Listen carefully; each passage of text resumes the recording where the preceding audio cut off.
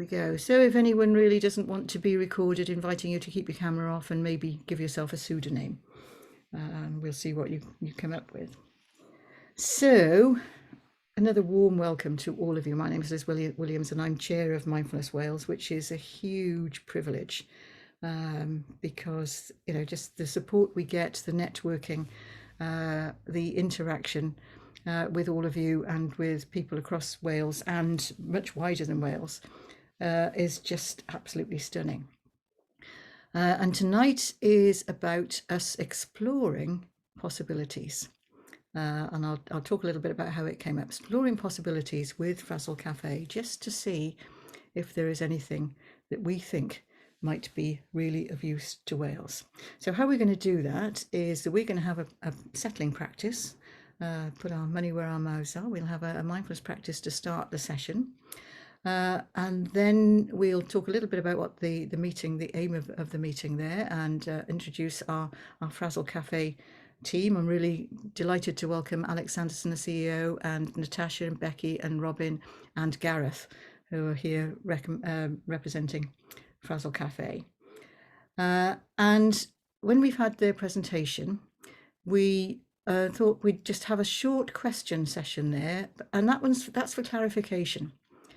For anything that you really want a little bit more of information about, because after that we will be moving into breakout rooms. And what we really would like is some feedback from you. So we're looking at you getting into breakout rooms. We'll have groups of about 6, 7, 8, depending on what mathematics Rob has done to get you into rooms and how many of us there are there. Just to talk about the possibilities that we've heard about and to see if there's anything there. And then we'll come back together. And I'm going to suggest that at that point we use the chat. We make copious use of the chat and we take a little bit of time before we go on with the meeting for any of you to put any comments at all that you've thought about in the chat. We're aware that not everyone will get a chance to put into our plenary discussion. So we'd like to capture that information. And then we'd like to just see what you think. You know, what is this about? Is this something we would like to take forward? But emphasizing this is just a beginning. So that's the pattern of the evening. So let's start. Let's go back to the beginning there, and let's really start our mindfulness session with a mindfulness practice. And for those of you who perhaps don't speak Welsh, I'm going to explain that we're a bilingual country, as you all know, and it's really important to us to have provision in both languages. And Gwennan is going to lead this practice in Welsh. And some of you may not understand the words, but we were talking just before we started the meeting there, and I haven't ever forgotten a statistic that said most of our communication is not by word. Only about 7% is the words we use, and a lot more is the tone of voice and the sound. And I can guarantee that you will get a lot out of a practice, even if you don't understand the Welsh words. So if everyone's ready, just to get themselves ready for a short sit just to start us off there. Yeah. I ti, Gwennan. Felly, welcome, croeso. Felly, cymwch eich amser i gyrraedd, i adael i'r corff sydd o mewn i'r ysgol yma i eistedd. I ddod wrach ar sylw i lawr y traed, yn deimlo cyffyrddiad y traed yn y llawr. Pwysau'r corff, trwy'r esgyn eistedd yn cyffwrdd yn y gader. Yn cymryd amser i sylwi ar rasgwrn cefn, ac wrach cymryd chydig amser i ymsythu, fel y pen orffwys yn gyffyrddus. Yn rhoi lle i'r anadl ddod i mewn ac allan. Llif yr anadl. Y dewis lle gallwn ni roed yn sylw yn ddiogel, i'n angori ni. Gallwn ni ddilyn llif yr anadl. Sylwi ar fel mae'r anadl yn dod i mewn ac allan o'r corff, heb i ni wneud dim. Wrach ymdeimlo gyffyrddiad y traed, gyffyrddiad y dwylo, pwysau'r corff. Wrach bod ni'n dewis gwrando ar y synnau sy'n amgylch ni. Sylwi fel mae synnau yn codi o dawelwch yn aros enid ac yn ymdoddi'r cefndir. Yn rhyw le, lle dyn ni'n gallu gosod y sylw yn ddiogel ac yn ofalus.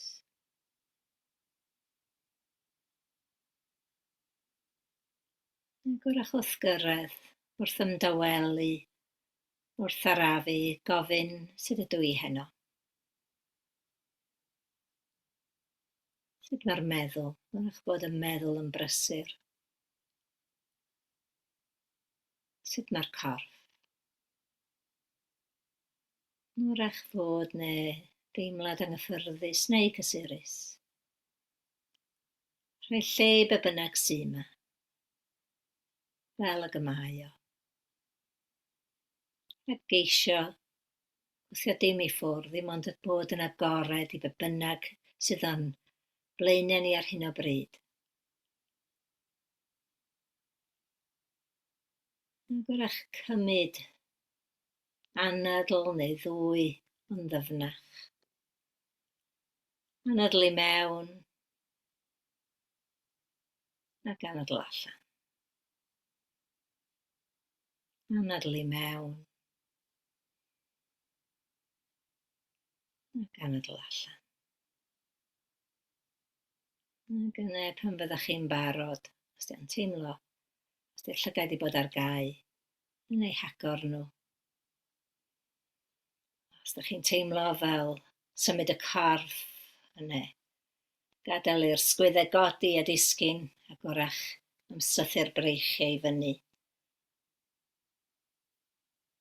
A dod yn ôl at y sgrin.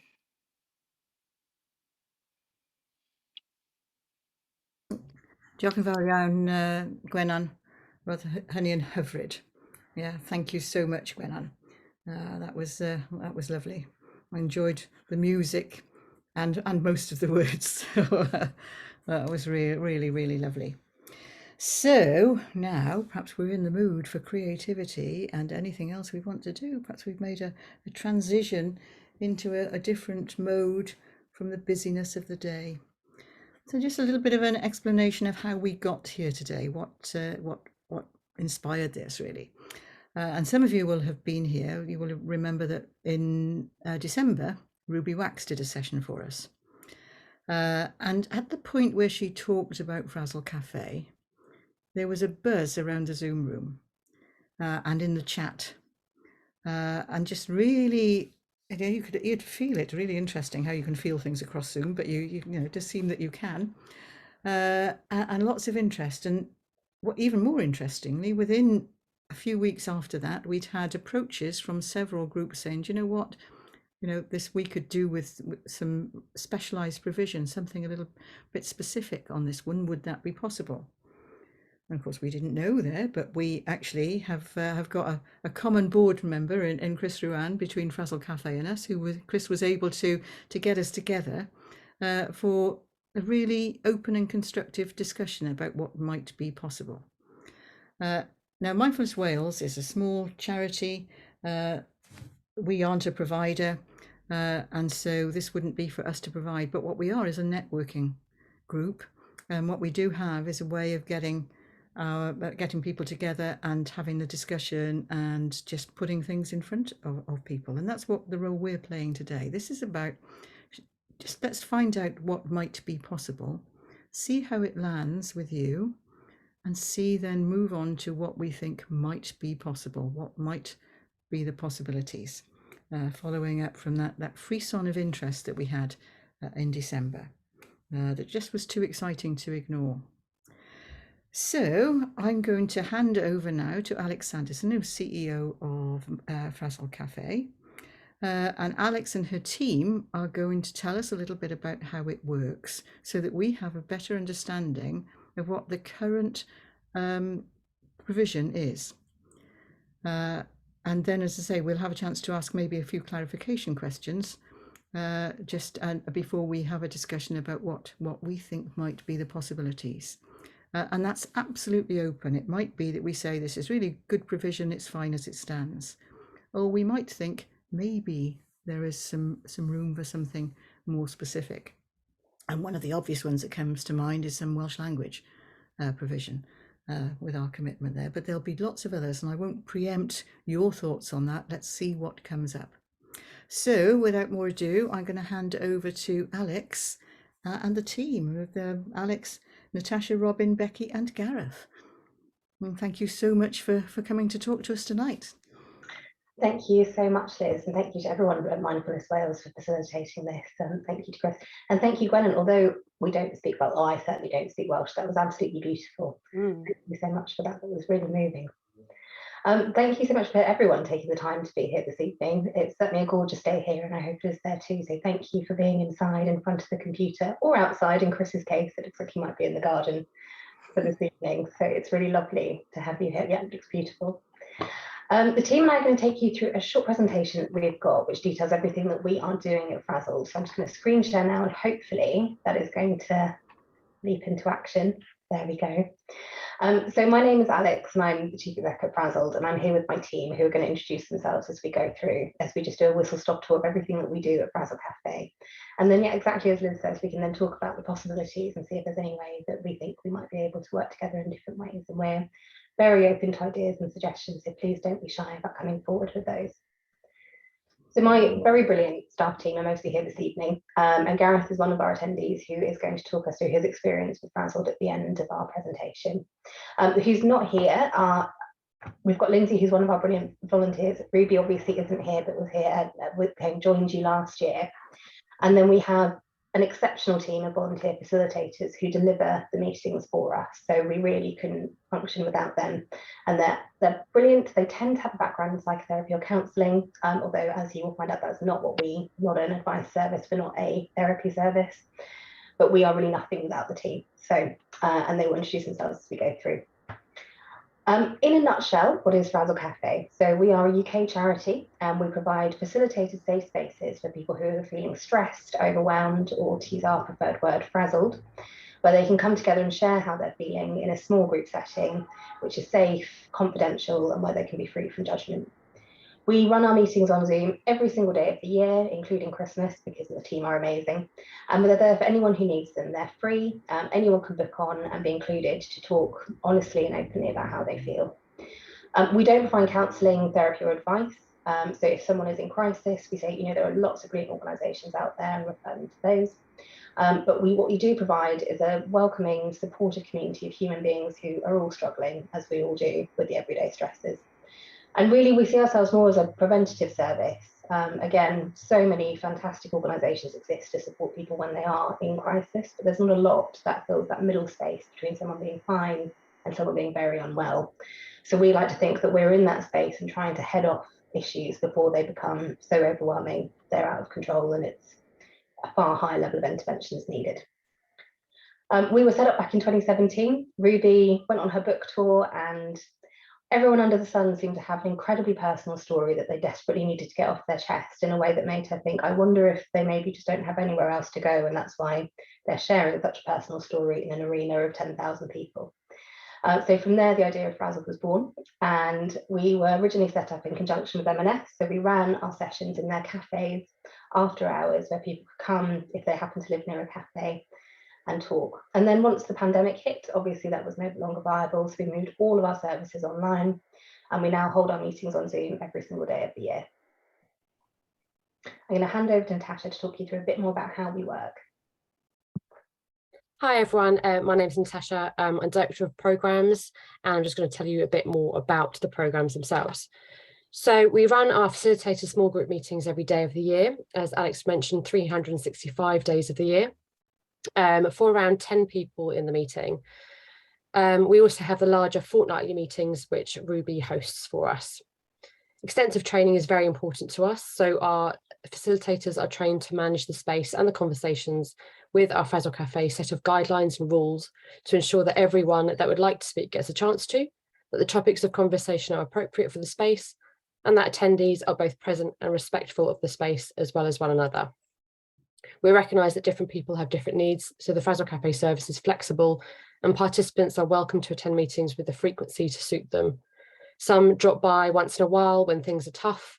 Others attend the same sessions every week, benefiting from seeing the same faces, being part of a regular group. And some come along when they feel well because of the community they are part of. Next slide, please, Alex. So training our facilitators is key to ensuring the success of our model so that they are well equipped with the skills to manage the meetings effectively.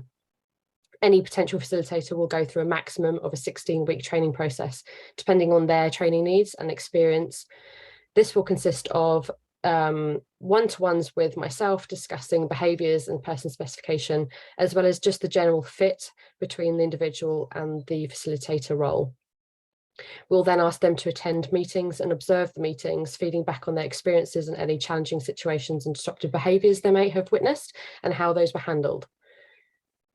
Up to the point where they feel comfortable and confident, we then will ask them to run a meeting.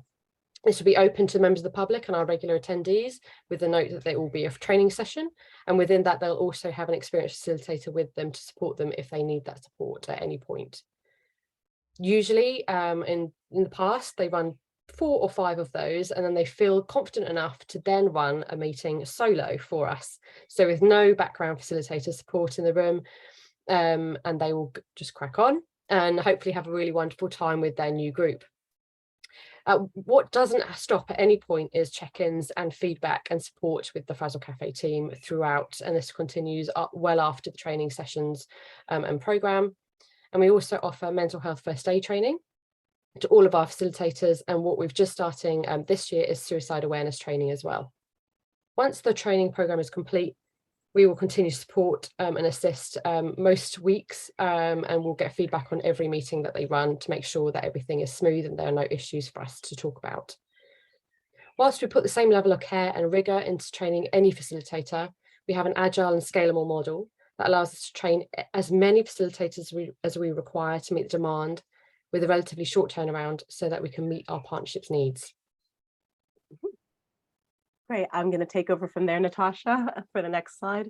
I'm Robin, I'm the project support officer, and I'm the one who's based in Abergavenny, so I'm a local. Shamai. And to let you know about our mindfulness, it's one of our 3 pillars. And we attribute the success of our model to 3 pillars: the sense of community that's fostered at the meetings, the meaningful conversations our attendees are able to have, and of course, mindfulness. Mindfulness sits at the core of our meetings and is used as a bookend at both the start and the end of each session to help our attendees to reach the right headspace to share during the meeting and to ease them back into the world once the meeting has ended. It also helps people to practice some self-compassion as well as heightening empathy towards others, but in a way that fosters some interconnection. Ruby trains our facilitators in mindfulness, explaining the theory and some of the neuroscience around the benefits of mindfulness. We then provide our facilitators with different mindful scripts to learn and to also individualize. And many of them go off on their own and also find other scripts that they bring to each other and share. We now also run a standalone 20-minute mindfulness session during the week. 2 per week, and over 85% of our attendees have reported a positive impact on their well-being. And these new mindfulness sessions were brought about through our annual survey, which helps us to sort of remain agile to the needs of our attendees. And they mentioned that they wanted more mindfulness, which is really great. And I'm also going to read a little testimonial from one of our surveys feedback about the mindfulness. And an attendee said, "I am so grateful for weekly mindfulness session. This is actually truly keeping me going while I'm having an extremely difficult time. Without wanting to sound like a cliche, it really is a beacon of light for me. The facilitator is very welcoming and their voice is so gentle and soothing. The session is the perfect balance of guidance and quiet for me. I've tried many mindfulness courses and sessions and I've not been able to stick at any, but I can keep coming back to this one, thankfully," which is great. It's fantastic to hear. Alex, yep, thank you. I'm also going to let you know a little bit about our data, which I'm also in charge of. I manage a lot of our data collection. Data is really key to everything we do. We collect a huge amount of real-time data so that we can continually hone our services to best meet the needs of our attendees. We pull our attendees at the beginning and the end of every single meeting. So we get that real-time feedback on our impact, as well as information from our attendees about their location, whether they've been before, and the major drivers for them attending the meetings. As well as our daily polls, we also have the wider annual participant survey, which helps us to understand our Frazzled Cafe users more and sort of provide us with a little bit more qualitative data, thick data, so that we can, do other things and expand, such as our themed meetings, which came out of that. And some stats as well. In 2021, we held 1,032 meetings, approximately 20 per week. We had over 4,000 unique attendees making over 16,000 bookings. We introduced our standalone mindfulness sessions and had attendees from all over the world join us, mainland Europe, all across the UK, Australia, the USA, Asia, and Africa. Thank you, Robin. And I realise I haven't included all over the UK as yes. well. Very important. Thank you so much. I'm just going to talk through a little bit of our impact, which is what we get from all of those polls that we make everyone fill in before they come to our meetings. So Robin does an amazing job of collating all of this. So this is data that's come from over 10,000 poll responses and our annual survey. So we do pick up a huge amount of data, which is all almost entirely anonymous, but it just means that we can tell what's going on with our attendee base and how our program is working at any one point. And really the most astounding stat that when we started to collect the data, I thought this was wrong at first because I just couldn't quite believe that our model was as effective as it is. And the stat has showed that at the beginning of our meetings, between 85 and 90% of people were coming to our meetings saying that they were feeling very frazzled or a bit frazzled.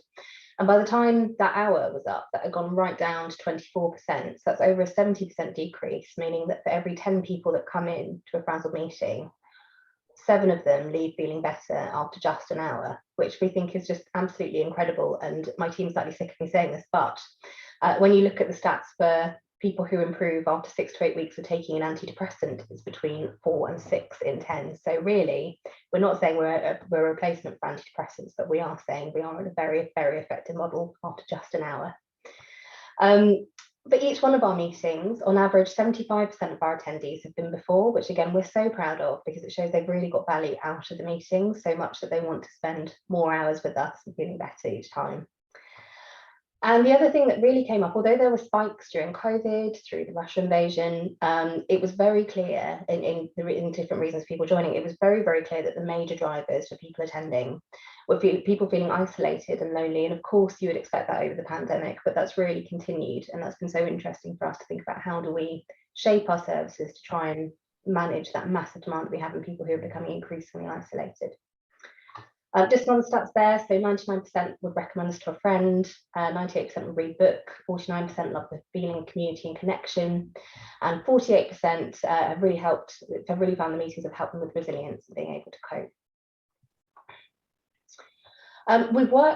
We've utilised our model to work in partnership with all sorts of organisations, and we have really found that no one size fits all. That's been really key to our partnership. So although that kind of key tenet of our Frazzled Cafe meetings remains at the heart, we're very, very agile in the way that we work, and we really like to adapt our partnerships to suit the needs of whoever we're working with, whether that's nurses or people at McDonald's. We try to make sure that we've got a model that's going to work with the people that we are designing it for. So we work very, very hard to co-produce what we're doing with those particular groups of people to make sure that we've got a partnership model that is going to work for them.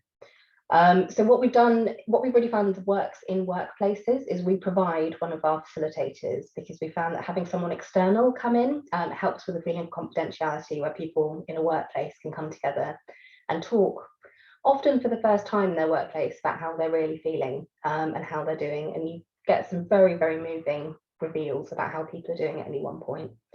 So with all of those partnerships, we really carefully select one of our facilitators who we know we're going to get on. We've got a partnership with QVC at the moment that's a predominantly female workforce. So we've got a facilitator who has worked very, very well with them before. And that's what we try and do. We try and do matching. We try and design the partnership so it works with whatever internal setup is in place within the organisation.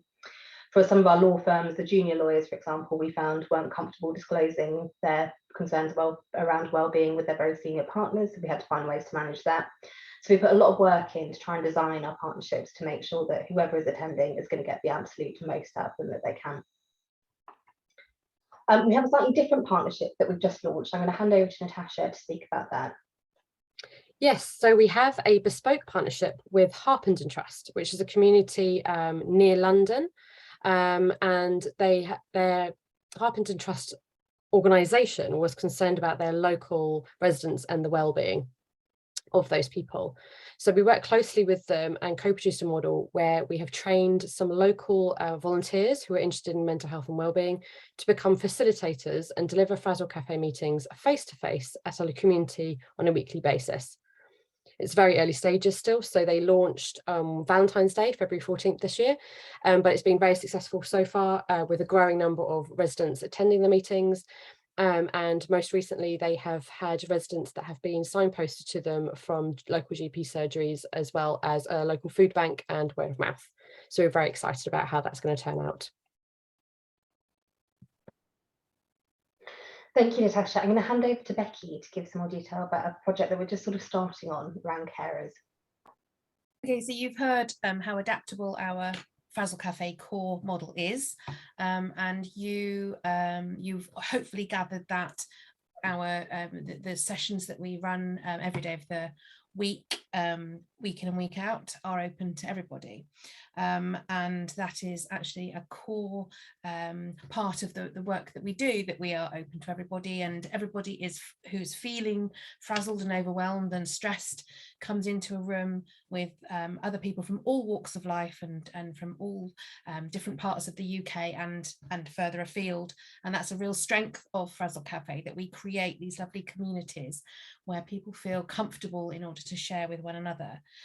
But we've also started to think about the fact that we can identify certain particular specific communities of people who are united by their particular life experience, which is the reason, is a main reason why they're feeling overwhelmed and stressed and frazzled.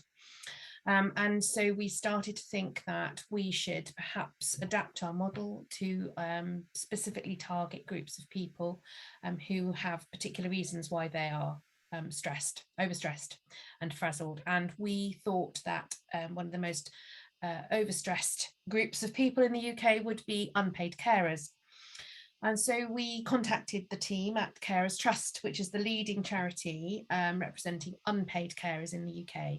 And we just started talking to them about ways that we might work together. And that conversation is ongoing, and it looks as though we're going to be doing some very exciting stuff together. Possibly we'll be targeting young adult carers whose lives are very difficult and complex and stressful because of their role, and that might be something that we work with the Carers Trust to provide bespoke sessions for that particular group. In the meantime, we, as part of our Cafe Conversations initiative, where we target specific groups, we ran a dedicated session for unpaid carers, and this was quite a resounding success, and we got some amazing feedback. The facilitator who led the group was quite moved by the experience, and you can see there that she talked about the themes that came out, that everybody shared, and similar experiences of sleeplessness, exhaustion, the complexity of feeling, the love that you feel for the person you're caring for, but at the same time resentment, and all of these themes came out of the session. And she ended up saying it was a very moving thing to be involved in, and I'm glad to have done it. And the people who took part in the session, all of them said, we want this, we need this, we'd like more of it. So the partnership with the Carers Trust is still very much in its infancy, but we feel that we have hit upon something that really could go places, and we are very excited about that partnership. And we feel that there's fertile ground there, and we feel that we can really offer something to unpaid carers. Thanks, Alex. So you can see that we are, hopefully you can see that we have a good model that's agile and adaptable. We're open to new ways of working. We want to think about new ways of supporting people who are stressed and overwhelmed. We're very proud of what we do. We know it works and we know it makes a difference. We want to work with different groups and learn from different groups, and think about new ways of reaching out and providing this safe space for people to come together and share their experiences of feeling overwhelmed with stress. And we're thinking about other groups that we could work with, as well as unpaid carers. We're thinking about possibly that another group might be parents of children with complex needs who are navigating all sorts of different things in the sort of health and social care sectors, and needing support, and perhaps don't necessarily have support from other parents in the same situation. So we could bring those people together. Parents of young adults with learning disabilities, possibly where those young adults are transitioning from children to adult services, and all of the difficulties that come along with that. Also, people with rare or comparatively rare health conditions. So you might have a diagnosis that you may not, it means that because it's comparatively rare, you may never meet another person with that same condition. So if we could bring those people together, that might be something where Frazzled Cafe could play a role.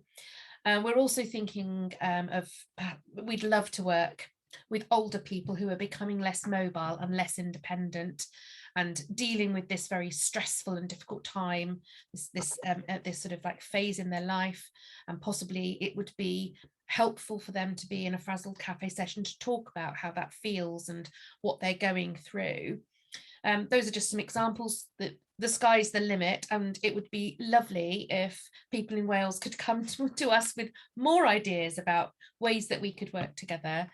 And it also, all of these things open up things for us. So in terms of funding, obviously, which is my area, it means that we can talk to funders with an interest in preventative work in the mental health arena and the wellbeing arena, and those funders who are interested in mindfulness, and how that sort of supports people in their wellbeing, but also that we could talk to funders who are interested in specific other areas, such as people with rare health conditions, carers, and so on and so forth.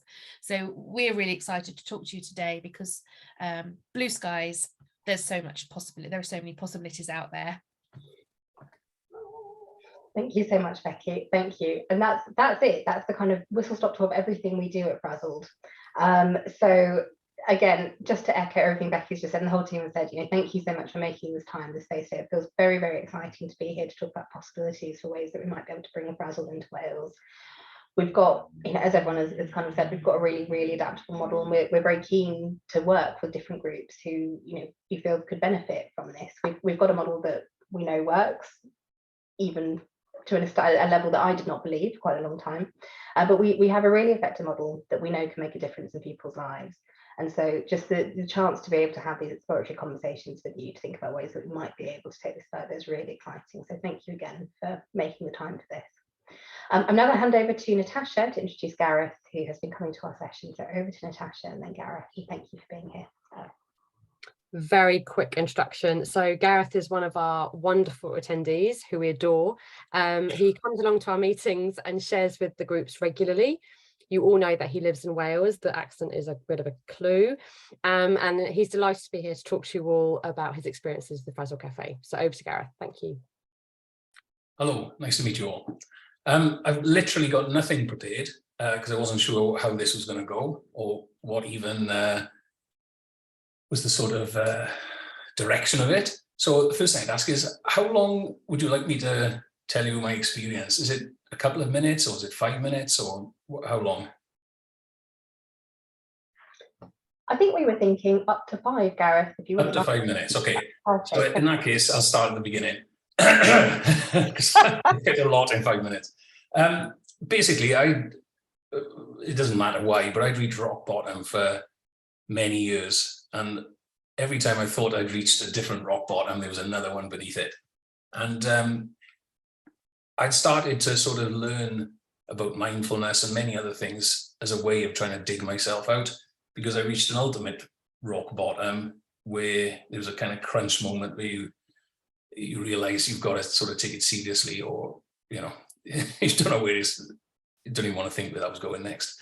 And at that time, I was starting to learn about mindfulness and lots of other things. But one of the things I'd like to have done would be to have attended Frazzled Cafe in the flesh, because I was aware of it. I was very interested in it. But because I live in the middle of nowhere, there wasn't anywhere near that I could actually attend because of the Marks and Spencer connection. And I was also quite sort of worried about openly admitting where I was, because I'm self-employed, I work for myself, and I didn't want to be seen as not being a safe pair of hands. But the weird thing was, you're willing to let other people down, yourself down, but you still don't let other people down. So all those obligations I was still fulfilling, but I was getting more and more threadbare. Literally, you know, I was like a different person. I don't even recognize myself when I look back. And then I'd only started to sort of, I've been practicing mindfulness, but not really experiencing it, if I can put it like that. And then COVID came along, and I felt quite guilty when COVID came along, because what happened was my work stopped and I wasn't eligible for furlough or anything like that. But the pressure of that being relieved, all the stress of work, which is one of the reasons why I was so bad, the fear of the money and, you know, what the hell's going to happen and all of that was outweighed by this lifting of stress. And I started to feel better, but only in very small increments. And then when I went to Frazzled, they went online, and I went along, and I was literally the only bloke there. And because I was feeling a little bit guilty about feeling better, I sort of put my hand up and started talking about that. And it was really strange. At that time, I wouldn't even put my full name in it. It was just Gareth.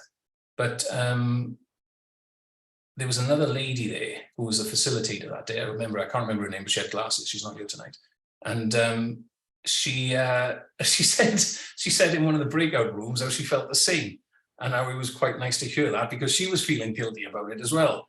And then the more I talked to other people in the group, it turned out there was a lot of people in the group feeling like that all of this stress being relieved by everything becoming quieter was making them almost get to a tipping, well, certainly with me, I was getting to over months of that, I was getting to a tipping point where I felt I was getting back to being me. And then I'd only ever attended Ruby's meetings. And the reason was, the first one I went to was Ruby's meeting. And we had this 5 minutes at the beginning, this 5 minutes at the end.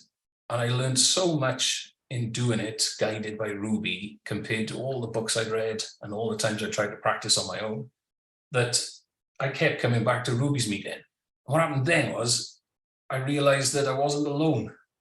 All these other people, which was a real cross-section of society, like a real cross-section, I was hearing horrible stories, which also made me feel a little bit more guilty, because I had no, you know, I've got a loving family, a nice upbringing, all of that. There was no real reason for me to end up where I ended up. I just couldn't kind of sleptwalked into it.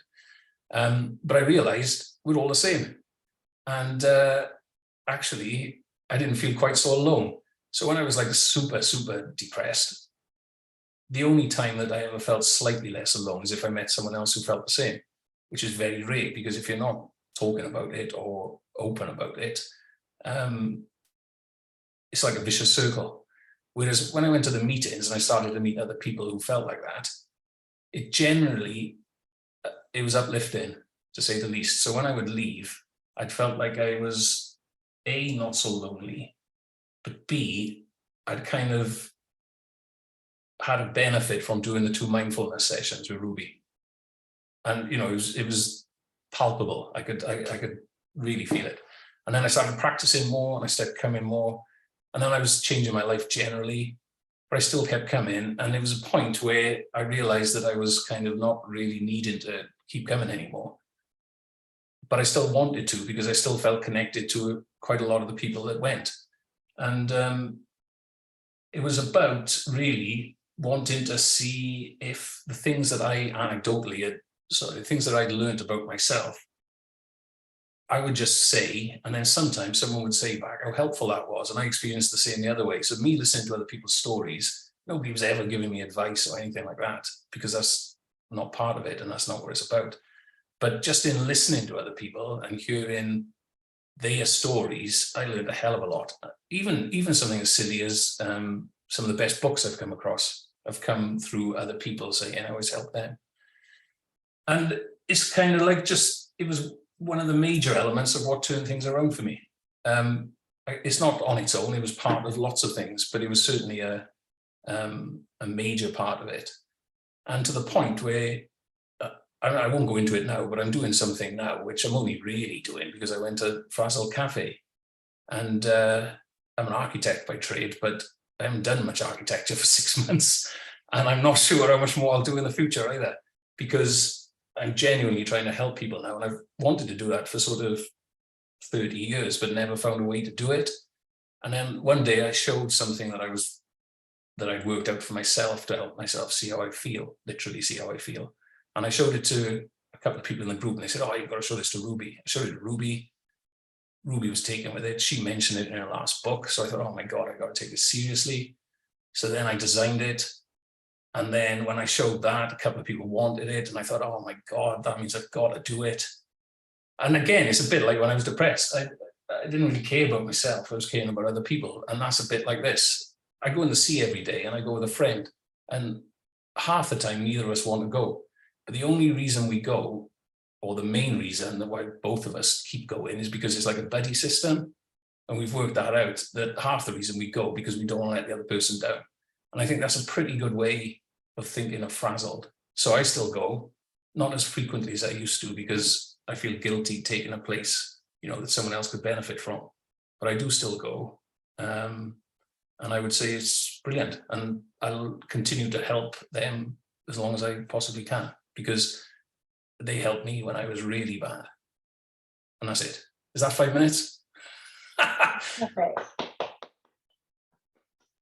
Thank you so much, Gareth. That was really lovely. Thank you. And I should say, Gareth is working on a very exciting app. So kind of watch this space for the app. But thank you. Yeah, and it really is something that I'm convinced of, because I think you need to know, you need to be, what I learned was there's no point me trying to help myself unless I had a baseline of knowing where I was, so seeing how I really feel. So it's about just being able to see how you feel with one tap a day. That's it. Thank you. And I have to say also, meetings are always enriched by you being in them. So thank you. I should say, I think I got Ruby into growing veg and going in the sea as well. Or so she says. Yeah, she loves it. Can't keep her out. Yeah. Thank you so much, Gareth. Oh, and thanks to all of you for sharing that, and especially for Gareth there, that that sharing is difficult there, but I'm so impressed by how Gareth has been able to share that story, and such a lovely, realistic demonstration of what Frazzle Cafe can offer. So thanks to all of you and the Frazzle Cafe team for that lovely explanation. I think there's lots of information there. So just before we move on then, just to check, does anyone want to ask anything for clarification about how Frazzle Cafe works, something that you need to know, with the intention that we now actually let you have a chat and see what you think about the possibilities. What might we need in Wales? What out of what you've heard might be something that we might want to pick up on. So any questions for Alex and the team before we start? To press your space bar or just shout out to or put your hand up in terms of reactions there. If you've got any questions before we go and have a chat, any clarification? If you actually press the put your hand up there, you do come to the top of the screen, so we'll actually see you. If anyone's got any questions. May I ask a question, Liz? Can I ask a question? Diana. Yeah, on your Silver board on NHS, I saw there was the NHS, you were listed as people that you've been collaborating with. I just wondered which bits of it, was that England NHS, or have you been involved in Wales at all through that? Thank you. We haven't. So it was very localised NHS services. So it was a couple of local NHS services during the pandemic we were working with. So we would love to work with NHS Wales. Yeah, I was looking to see. I can see that I have got at least one colleague with me from the Welsh Government, but I can't see a colleague from the NHS side. I may be mistaken, of course, because I don't know everybody's by name. But I wondered whether maybe we could share your slides if you were willing. I could, put them past a few colleagues, perhaps, in case there's any interest. So I'm happy to do that if if you're happy for us to do that, by way of introducing you. That would be wonderful, yes. I'm going to send them as a PDF to Liz after this as well. So if you would like a copy, and if Liz is happy to, then that would be great to disseminate them. Thank you. Great, thanks, Alex. Thanks, Alex. Can I just clarify then that we can share the recording, so everyone will have the recording, so they'll be able to listen to it there, but we'll also have the slides that we can share with participants. Yeah. And I think there's just something come up in the chat about the NHS. There we are, Victoria. Victoria, I can connect you with Diana. Yeah, brilliant. Thank you. Okay. I work as part of a funding stream in partnership and integrations for an Iron Bevan Health Board. So I could link you in with the correct people for sharing this information. Amazing, thank you. Yeah, so we'll get all of that together. Lovely, thank you very much. Well, if there's no other clarification needed, oh, hang on a minute, I've got one from Shilpa. How does the facilitator training work?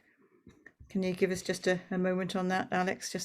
Sure, I'm going to hand over to Natasha. I think I could see her just reaching for the unmute button. So you'll have seen a little bit on the slide. Was there any bit of it in particular that you wanted further clarification on? I think it was, is it a program, is it a training that you pay for, or do you volunteer for it, or how does it work? How does one look into being a facilitator, or sure, training up to be one? Yeah, sure. Natasha, do you want to answer that, or shall I? I'm happy to, but you're very welcome to as well. I'm going to hand over to you. Okay. We're so kind to each other. It's lovely.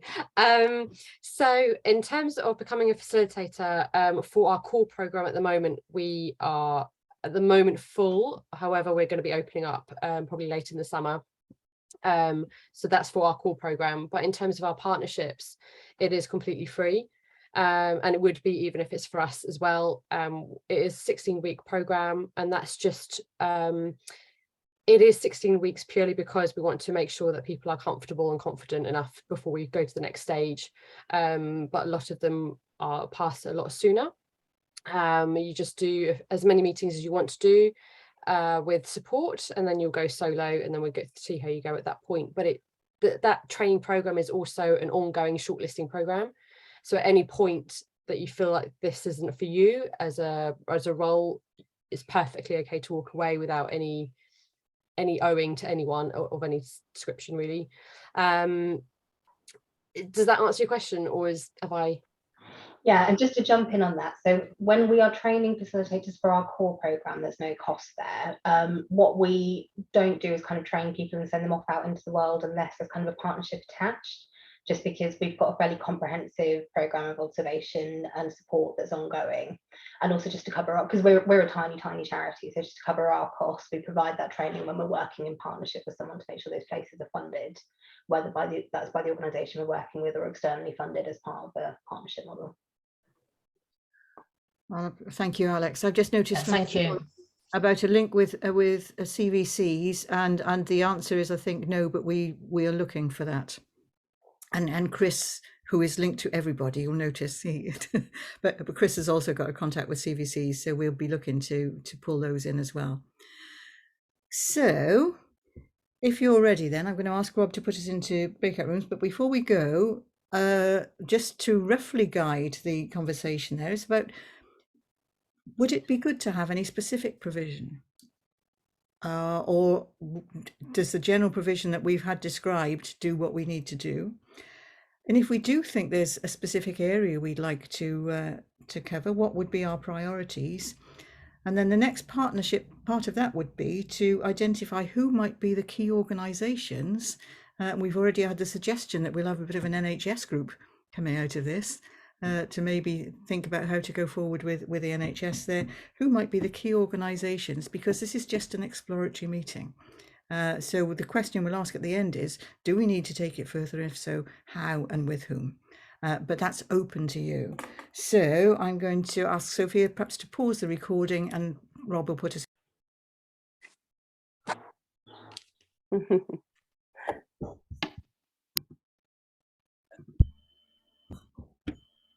So welcome back, everybody. When you were finally thrown out of your rooms there, and I've just changed my view to gallery view, so that we are all together for a discussion there, and we would be really interested in what you think. But before we talk, can you just take a few minutes to put a comment in the chat?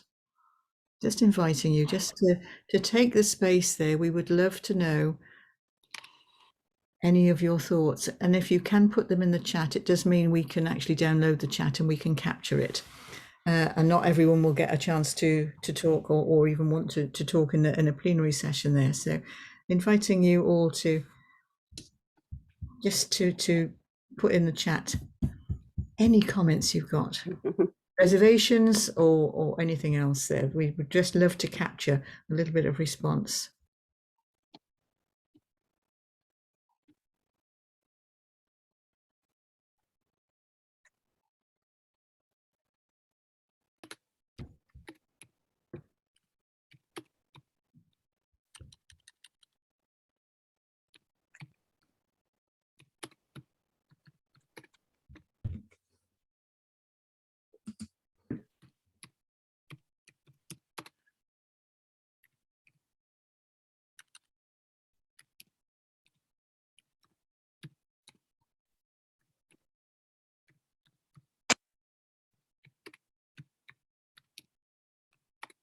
Some really important messages coming through there that we need to capture. So thank you so much. So please feel free to share as much as you can there. Just what messages do we need to just register?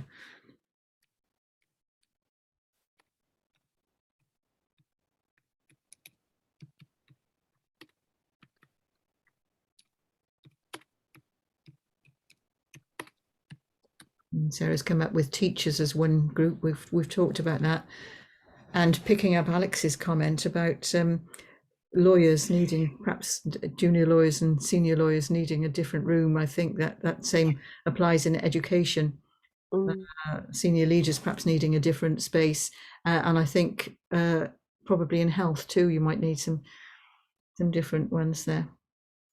A men's group, men's group is coming up as a theme. This is interesting. Yeah.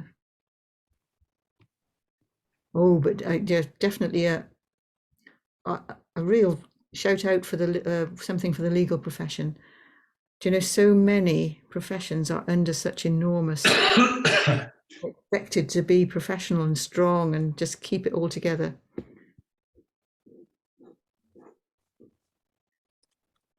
So rare diseases, farmers and rural communities. A link with Samaritans there with some really good stuff there. Third sector groups. Oh, we've got some lovely ideas there. So, and thank you for recording that. So we've got a bit of an overall record there, and certainly I think Anira and Bevan looks like a very fertile ground. We'll get the connections put together there to see if there's a further discussion. So I'm going to leave the chat open there. Just please carry on putting your thoughts in the chat so we've got a record there. And just inviting you just to have, let's have some sort of discussion there about what you think we should be doing. What do you think are the possibilities? Do you think there are possibilities? Who would like to just report back from? It doesn't have to be reporting on behalf of your group there. It can be your individual thoughts. Have we got something here? Have we got a model?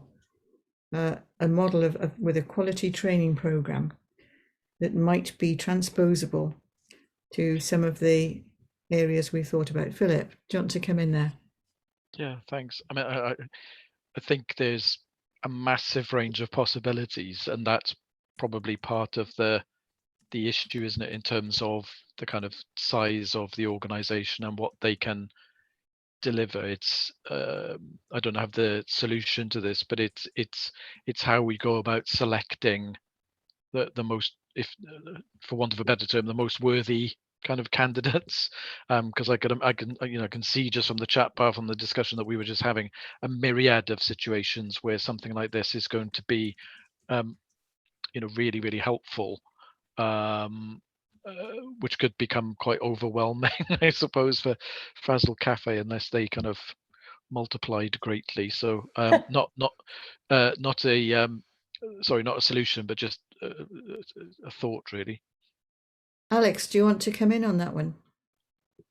I think it's a very valid point. I think our model is both kind of a weakness and massive opportunity, in that it's so replicable and it can work in so many different sectors that in some ways it's kind of quite hard to pin down exactly which one we want to pursue. And certainly Becky is our new fundraiser, and her job of trying to work out which direction we fire off in has been a challenging one. But that said, I think there's such opportunity in that. There are so many really good ideas that are coming up here. I think any one of those could be pursued quite easily, but it's something we're very aware of. And if I can see lots and lots of people are mentioning men's groups, and I think that's such a good idea. The reason why we haven't pursued it is just because as a small charity, we know that our base is predominantly female, and we just haven't had the resource to put in to try and get more and more men to come through, knowing that we didn't necessarily have the resource to do that. But we'd love to work with someone. And Liv, it sounds like you had lots and lots of good ideas and thoughts on that. Maybe we could work together on that, because it looks like it's a very, very prevalent theme. Yeah, just to jump in there as well, because if you guys just heard the snap, that was me, just because I have Liam's email that we're going to try and connect with after the session or in the next couple of weeks or whatnot, to talk more about men's groups, because I think that was really, really helpful, really interesting to talk about. He had a lot of good ideas and has experience in that. That's coming across really strongly. Thank you, Robin and Alex there. I'm going to go to Rachel next. Hi, yes, as I shared with my group in the breakout rooms, I'm really excited about the potential for education here. I'm a secondary school teacher and a mindfulness teacher in schools on the MISP curricula. And I just think this is just ideal for so many groups within the school community, for parents, for different groups of learners, for senior management, for teachers as well. And I think there's a real need for it. There's a massive push in the new curriculum for Wales now for health and wellbeing. It's a whole new area of learning, so there's funding available. I've been working with a cluster of schools, a large cluster of schools, so I'd be really keen to pilot this, just to get some data, to get some evidence, to take potentially to other councils then, just to see how effective this is. Obviously the model works. It's great to have something to work with, and I think it's at a time where education really needs it. Prevention is really at the core of all the wellbeing work we're doing. Yeah, so I'd love to have a chat with somebody about the potential of following that, taking that forward. Thanks. Can I just ask, were you in the same room as Sarah? No, Natasha and Becky. Okay, Sarah, shall I put you in touch with Rachel? Yeah. No, we just Sorry, yeah, that would be fantastic. I really think that's an absolutely fantastic link to make. Yeah, and then perhaps we can have a chat, because I'm education as well. Perhaps we can have a chat together about, okay, where do we go? Who do we take it to? Who would be, who would be the funders? Those are the sorts of questions that might be next steps there. So there might be an education group to take forward. So Sarah and Rachel, I've got your names. Oh, thank you. Thank you. Do you want to come in on that, Alex, before I go back to Victoria? Very briefly, just to say that's an area that I think we would be really excited by. So we'd love to take that forward. Thank you. Potential, and we know a couple of other organisations are interested that we could pull in. So let's pick that one up. Thank you, Victoria. I mentioned within my group that part of the Regional Integration Fund has an additional priority of emotional health and wellbeing, but I think there are a number of groups and networks that are set up. There's one called the Alliance, which looks at learning difficulties and mental health. So I wondered, and there's different priorities for like children and families, older people, people with dementia, and there are different themes that Welsh Government are prioritising as part of that fund, and a lot of programmes that look at innovation and new ways of working. And as part of that, there is a wider forum being developed, so there could be a platform there to engage with national, regional projects across Wales that could benefit from this and may have different ideas of what they could utilise and achieve within their own organisations as well. And likewise around funding to continue the cafes, that I think that there's opportunities to be included in some of their work and trying to embed that into people's work now going forward as mental health and wellbeing is high on the agenda. I'm just going to Rob. Rob, do you want to come in on that one there as the Mindfulness Wales Health Lead, and then perhaps to Alex?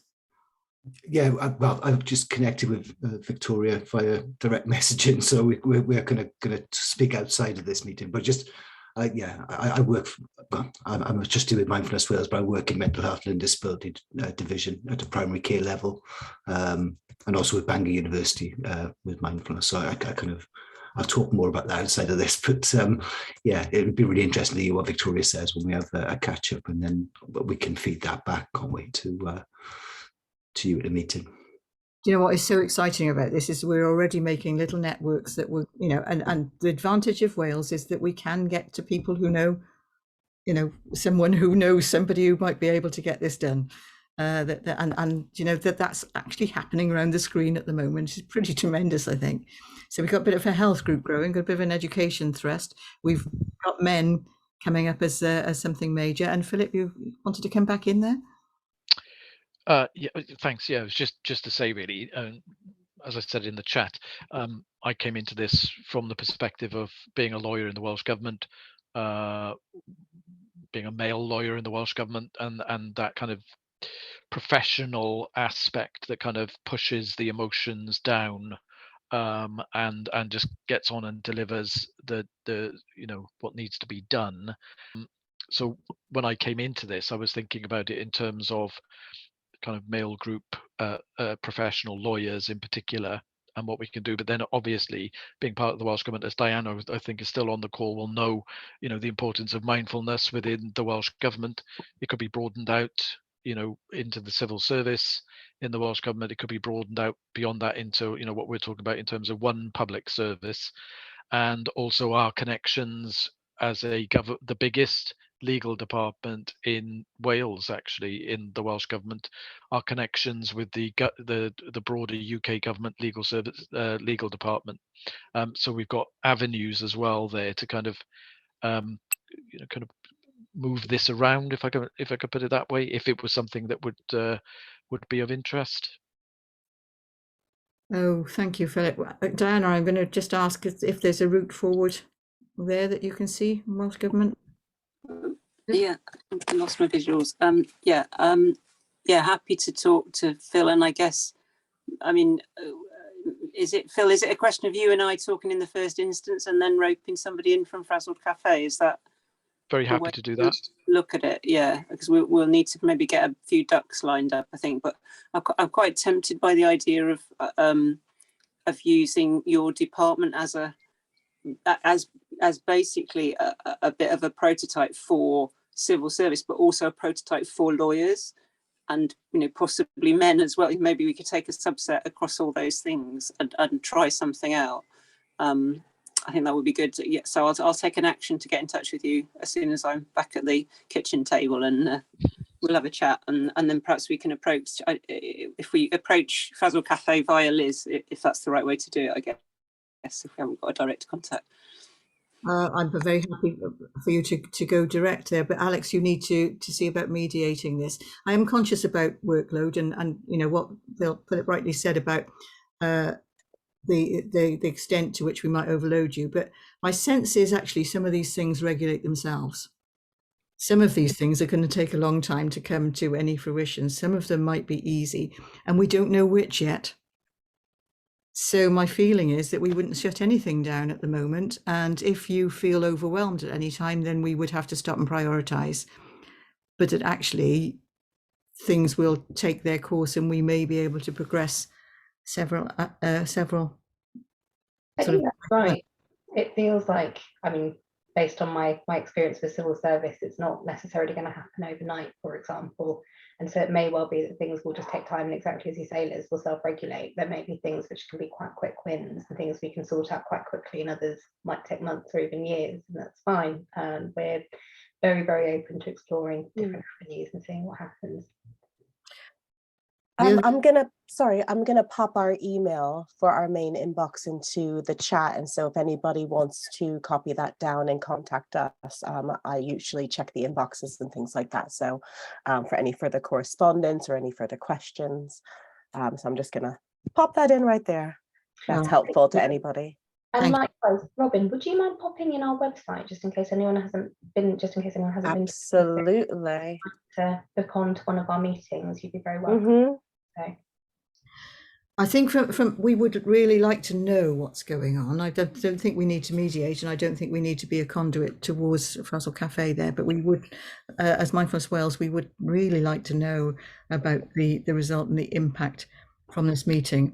And one of the ones that there are a number of areas that when we look through the chat and we see there, but one of the overriding ones there is Welsh medium, Welsh language provision there. So that's maybe something, Diana, that Gwenan, you and I maybe can have a chat about. So I don't want to lose that one because that is such an important part of provision that needs to, we need to include. Yeah, so can I ask, from what Alex just said there, some of these may be slow burn and some of them may be a quick fix. Which should we go for? Or would you feel better if it was just one Welsh perspective, quick fix? You're the data person, you can measure everything to see how it went. Or would you want to take two or three? There's lots of ideas bubbling up, and perhaps a slow burn one with either Welsh legal profession or British or English and Welsh legal profession. Any feelings on that, Alex? I think realistically, we would probably need to have some exploratory conversations to try and work out what a timeline would even look like. I think probably at this juncture, it's quite hard to try and plot what the next 6 months, 12 months, 2 years would look like. And I think there's an element of thinking about how realistic they are to achieve with just in terms of funding, because it might be that some are really lovely ideas, but they're just ultimately unfundable. And it's good to have those conversations and see where it goes, because some of them might be, some of them might not be, some might be in 18 months, but we just don't know. So I think certainly I'm happy, and I hope I'm not putting too much on the team here, to kind of have those exploratory conversations now. See if we think that they've got legs, and then try and work out a way forward from there. I mean, if we end up in a situation where absolutely everything is deliverable and fundable and achievable in the next 6 months, then I may have grossly misjudged this, but it feels like it probably will be slightly more steps than that. And I think also we ought to, as well as identifying the themes, and if funding will be an issue, is which would appeal to a Welsh-specific funder, like the Steve Morgan Foundation or the Albert Gubay Foundation. If it pulls the right, I don't want to say heartstrings, but if there's an emotional attachment with that funder, they're more likely to fund that. So that's maybe one of the things that we have in the back of our minds when we're looking at which issue to take forward. That's it. And so Becky is our new fundraiser, and she is brilliant. So she is going to be having these conversations with me. She's looking stunned, but she is brilliant. So I think having Becky involved in these conversations is going to be really helpful as well. So I think I'm just going to pull this together now, conscious of the time there, but thank you all so much for your really all your participation. The presentations, of course, they just really have set the scene, given us lots of information, but participation has been really important as well. And just to say, we have got a number of ways forward, and Alex, you will have to be a little bit of a, if it gets too much, then you will actually see which are the ones that have got legs and which haven't, and maybe say, I don't think we know yet. But I think what it seems to be coming out of this is that we've got a few separate ways forward and some exploring to do for separate sectors. But please keep us posted. So I'm just going to say a big thank you to all of you there, but hand over to Chris just to bring it together. You're on mute, Chris. Thanks, Liz and Alex. You've been the two main players that have brought this to fruition. And thanks, Alex, to you and the whole of the team. Alex, I think you've only been in place 18 months now in Frazzled Cafe. Just under 2 years. Just under 2 years. And she's been like a breath of fresh air. She's data-driven. She delivers. She's up to the minute. She's scanning the horizons for new ideas. So hopefully this will be a good partnership. But just, do you think, Alex, there's need, once we go away and chew the cud, as separate groups, and if we come to, do you think there's a need for another meeting in July or September after the holidays? That could be really helpful. I think if we're going away and people are having separate conversations, maybe individual meetings with those particular streams might be best to kind of look at what could be achieved. And obviously we would like to involve Mindfulness Wales as much as possible, or as much as you would like to be involved in these conversations. You have been so helpful. So I think a couple of individual meetings might be the best way. And then if people want to come back in 6 months and see where things are, lovely. It'd be very nice to see everyone again. Okay, so, once again, thanks, Alex, to you and your very capable team. You've worked wonders, and for Ruby on Frazzled Cafe, and if you could expand into Wales, that'd be fantastic. Well, thank you so much. I mean, thank you again to my brilliant team, who are always wonderful, but thank you so much, everyone, for being here this evening. It's really, really appreciated by us. And thank you again to everyone at Mindfulness Wales, but particularly Liz and Chris, for putting this all together. Thank you, Alex. And I'm going to quote from, I think it was Becky who put in the chat, the first comment that came in the chat there, exciting, so many possibilities. And Becky, I think that sums it up, doesn't it?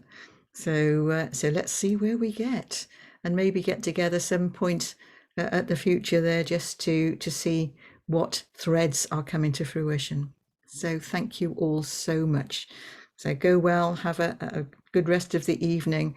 And a good weekend, and do some plotting, and let's see if we can get that networking going, because I think that it's something we can do in Wales. We can get to know each other, we can work, and we can get our fingers into places that would be much more difficult in larger places. So let's see what we can do. Every faith in us. Thank you, Liz. And then the final thing I just wanted to say, sorry, just to follow up there, is just thank you so much to Gareth again for coming this evening. It's not easy to share. So thank you so much for coming along and making us all weep slightly, which I think I realised everyone else was doing as well, so I didn't need to hide it quite so much. So thank you so much for being here. Thank you, Gareth. Thank you. Really appreciated. Thanks, everyone. Take care. Thank you. Everybody, thanks, everyone. Bye. Thanks all. Bye. Thanks. Bye.